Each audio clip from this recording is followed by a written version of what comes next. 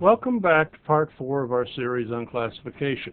In the last parts, we skydived, windsurfed, and rode some wild animals. This time, we're going to climb higher. Please hang on.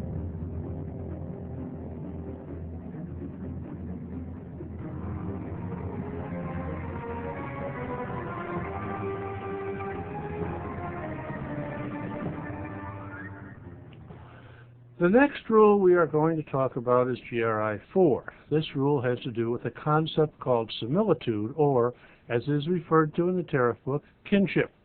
Similitude or kinship allows us to classify articles that are not in the tariff book, but are very similar to or akin to items that are listed. The actual rule reads, and I quote, "Goods which cannot be classified in accordance with the above rules shall be classified under the heading appropriate to the goods to which they are most akin." So what does all this mean?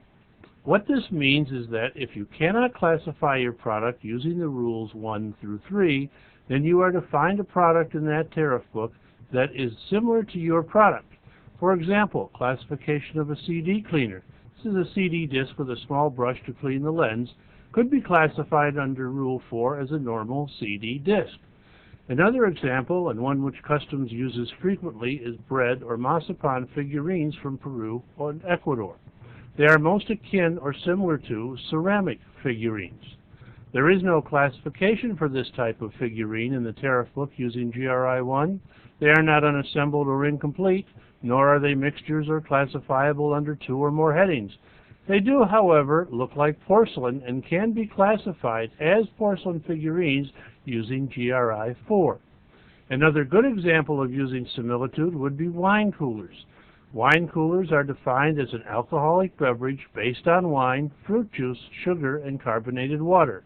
Wine coolers were first introduced into the United States during the early 80s, became very popular over the next 5 to 6 years. Let's see how we can classify them.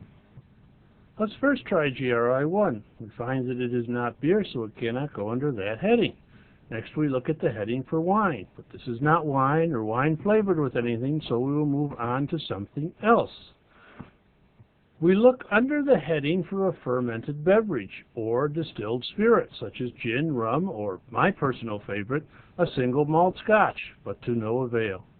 And we cannot use fruit juice as wine coolers contain alcohol.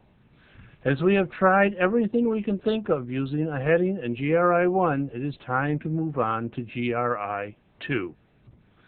Looking at GRI 2A, we find that the wine cooler is not incomplete or unassembled, so we must move on to 2B, as this definitely is a mixture. 2B will have us move on to GRI 3. We cannot use 3A as there are no descriptions to choose from, so we move to 3B. GRI 3B cannot be applied as essential character cannot be determined, so we are on to 3C. Uh-oh, doesn't look like we can use Rule 3C either. None of the headings in Chapter 22, which covers wine and spirits, merits consideration. Once again, we move along to the next rule, which is GRI 4, where we are off and running. The wine coolers are most akin or similar to fermented beverages, such as hard cider.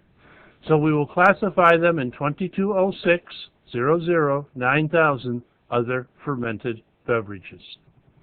General Rule 5 covers packing material, and 5A looks at cases specifically made for the products that are in them.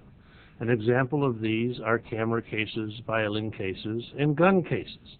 These cases must be designed to hold a specific item, such as a violin or medical instruments, be suitable for long-term use, or in other words, the ultimate consumer will not dispose of the case after receipt of the product. The case must be normally sold with the item and entered at the same time as the item as in the same shipment. When all this comes together, the case is classified and valued with the article it contains. If the case comes in empty, they are classified as what they are, cases, and pay the appropriate duty and charges. The second part of GRI 5 pertains to packing materials and containers. This includes the package that reaches the consumer, such as the carton containing your cereal or a child's toy. The normal disposable packing material is classified with the article contained, unless the containers are substantial and reusable.